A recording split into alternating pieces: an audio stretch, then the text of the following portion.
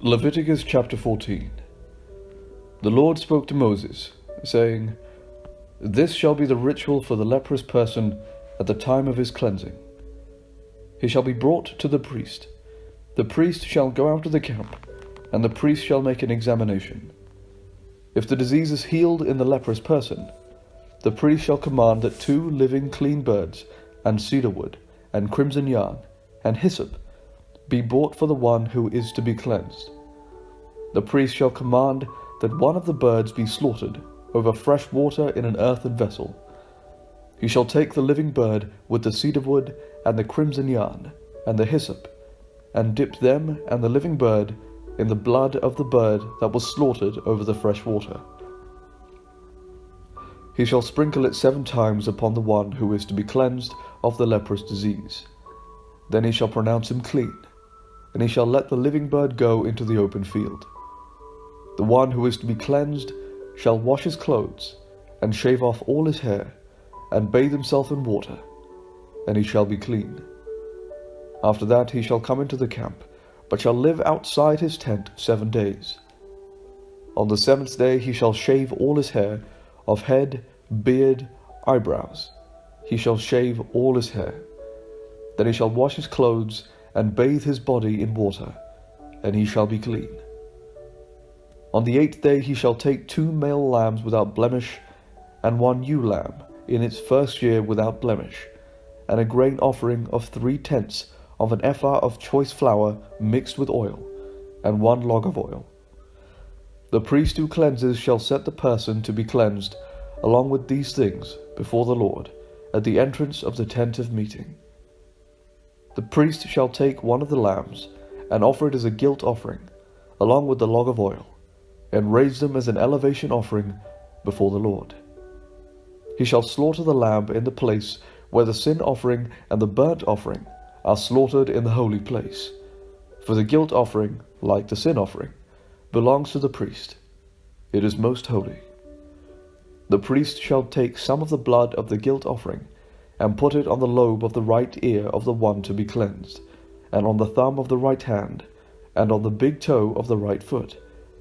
The priest shall take some of the log of oil, and pour it into the palm of his own left hand, and dip his right finger in the oil that is in his left hand, and sprinkle some oil with his finger 7 times before the Lord. Some of the oil that remains in his hand the priest shall put on the lobe of the right ear of the one to be cleansed, and on the thumb of the right hand, and on the big toe of the right foot, on top of the blood of the guilt offering.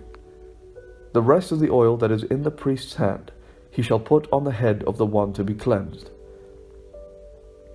Then the priest shall make atonement on his behalf before the Lord. The priest shall offer the sin offering, to make atonement for the one to be cleansed from his uncleanness. Afterwards he shall slaughter the burnt offering, and the priest shall offer the burnt offering and the grain offering on the altar. Thus the priest shall make atonement on his behalf, and he shall be clean. But if he is poor and cannot afford so much, he shall take 1 male lamb for a guilt offering to be elevated, to make atonement on his behalf, and 1/10 of an ephah of choice flour mixed with oil for a grain offering, and a log of oil. Also 2 turtle doves or 2 pigeons, such as he can afford, 1 for a sin offering, and the other for a burnt offering. On the 8th day he shall bring them for his cleansing to the priest, to the entrance of the tent of meeting before the Lord. And the priest shall take the lamb of the guilt offering and the log of oil, and the priest shall raise them as an elevation offering before the Lord. The priest shall slaughter the lamb of the guilt offering, and shall take some of the blood of the guilt offering, and put it on the lobe of the right ear of the one to be cleansed, and on the thumb of the right hand, and on the big toe of the right foot. The priest shall pour some of the oil into the palm of his own left hand, and shall sprinkle with his right finger some of the oil that is in his left hand 7 times before the Lord. The priest shall put some of the oil that is in his hand on the lobe of the right ear of the one to be cleansed, and on the thumb of the right hand, and on the big toe of the right foot, where the blood of the guilt offering was placed. The rest of the oil that is in the priest's hand he shall put on the head of the one to be cleansed, to make atonement on his behalf before the Lord.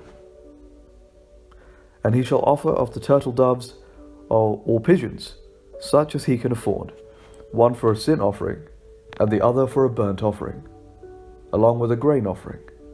And the priest shall make atonement before the Lord on behalf of the one being cleansed. This is the ritual for the one who has a leprous disease, who cannot afford the offerings for his cleansing. The Lord spoke to Moses and Aaron, saying, When you come into the land of Canaan, which I give to you for a possession, and I put a leprous disease in a house in the land of your possession, the owner of the house shall come and tell the priest, saying, There seems to me to be some sort of disease in my house. The priest shall command that they empty the whole house before the priest goes to examine the disease, or all that is in the house will become unclean. And afterward the priest shall go in to inspect the house. He shall examine the disease.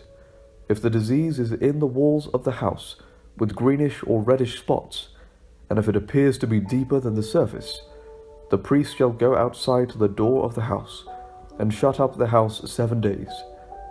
The priest shall come again on the 7th day and make an inspection. If the disease is spread in the walls of the house, the priest shall command that the stones in which the disease appears to be taken out and thrown into an unclean place outside the city.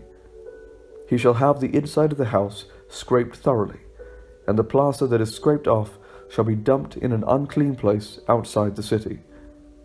They shall take other stones and put them in the place of those stones, and take other plaster and plaster the house.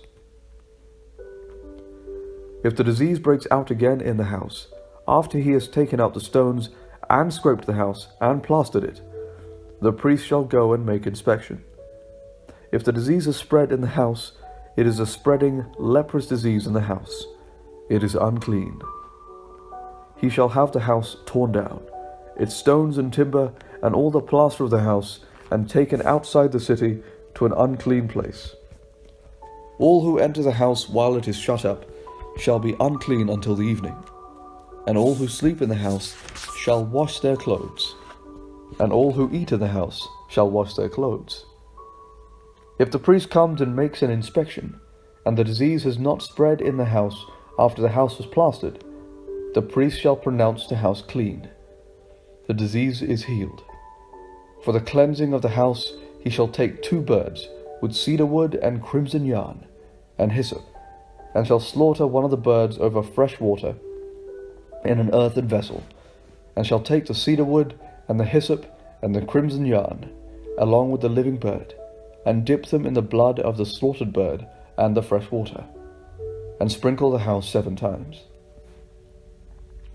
Thus he shall cleanse the house with the blood of the bird, and with the fresh water, and with the living bird, and with the cedar wood and hyssop and crimson yarn.